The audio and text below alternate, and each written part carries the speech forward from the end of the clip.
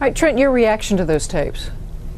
Well, you know, Catherine, with all due respect to Lisa and the law firm that represented this young victim or alleged victim back in 1993, I mean, you know, Catherine, I am a little surprised, frankly, that this tape is generating the kind of interest it's generated, particularly if you look at the tape on its face. I mean, this is presumably a young boy who is unrehearsed, has not practiced this statement.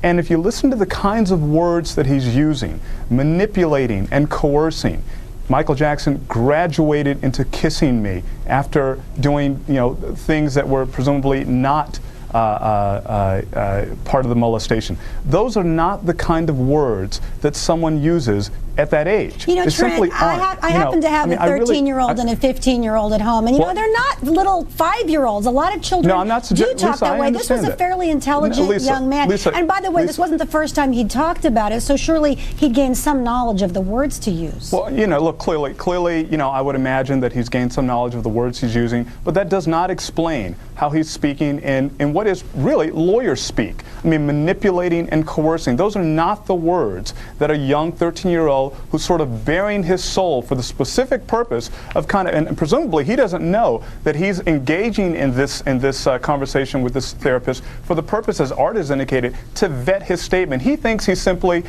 giving a statement. He's simply allowing this therapist to listen to him. The secret box that he says Jackson told him to put these secrets in. Do you think that came from a lawyer? Doesn't that have the ring of credulity about it? Ray Chandler, the uncle, was in the room with this young boy when he gave this statement. And if the question is presuming whether or not this is a rehearsed statement, whether or not he could have gotten the language of there's a secret box that would assist and bolster the credibility of this statement, you doggone right it is. I mean, it seems to me that this is a statement that's rehearsed. He'd obviously seen a lawyer. The lawyer had obviously told him, we're going to send you to someone, and he obviously went with his uncle. And the use of the words that he's using are clearly, for anyone who looks at this on its face, they clearly must give pause.